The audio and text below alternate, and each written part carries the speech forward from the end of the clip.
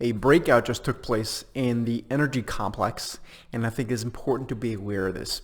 So let's have a bit of a step back in the bigger sense from a macro perspective before we look at the actual trade in the energy space, where again a breakout literally just occurred. The question, of course, is it here to stay, and do we have higher to go? So let's have a look at the chart. One of the important components of the energy space, of the energy equity space, is the price of oil. There's a lot of correlation, not only in terms of the individual equities within there, but also algorithms playing the correlation game between oil and energy and related stocks. Not all energy stocks, of course, are in the oil business, but it is a big component. So if you look at the price of oil here, this is a longer term chart of the oil futures. I'm going to just zoom in over the past few years using a weekly chart.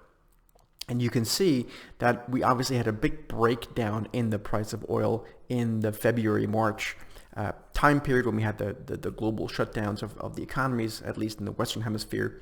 And that ultimately, if you were to make this an even longer term chart, you can see that the break below the 2016 lows wasn't actually very long. In fact, if I make this a monthly chart, you can see we really only closed down there for, I think, for 2 months in total below the 2016 lows. So to me, that doesn't really make a huge breakdown, especially considering the rebound we've had since. So if we zoom a little bit closer into the shorter term charts, what you can see, and I'll make this a weekly chart, I know I'm going back and forth here. From a purely technical perspective, you can see there may be more mean reversion to do. And one of the mean reversion points we want to look at here is that red line. That's your 200-week moving average.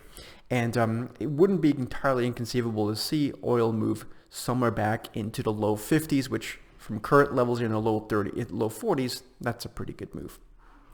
So if we now look at the actual energy equity space, then the picture here is it's somewhat different, has some resemblances in terms of the chart of oil, but really the point here is what we are seeing from a trending perspective. So here we're focusing on the more near term, and I want you to focus on that red line on your screen. That's your 200-day moving average.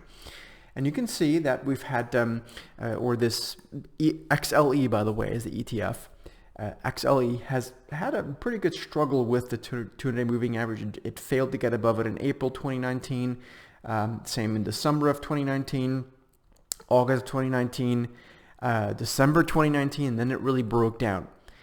We got back towards that area on the rebound in June, and then we took another dip. And now for the first time since breaking above it in April 2018, above the 200-day, we are breaking back above it again. And this literally just happened. So the question is this breakout here to stay? If I look at the macro picture of potentially a better growth story ahead for the coming months from an economic perspective, and a better inflation, i.e. more inflation perspective, I do think that the energy complex, the XLE ETF, could have quite a bit more to run. How far? Maybe it's the mid to high 40s. Maybe it's the low 50s in terms of price. And the XLE, I don't know exactly. We have to measure that as we go. But I do think this is an important development. And you see it also came off of a higher low in the September-October months versus the low in March. So just thought I would show you this. There's a lot of individual names within this space that one can play. Just to throw out some names, PSX, for example, which is Phillips 66. A stock that we follow quite closely. You can see it did a similar thing, broke above the 200-day. So I think this is something worth watching. If you guys enjoyed this and have any questions, let us know down below. Give us a thumbs up, and we'll see you soon.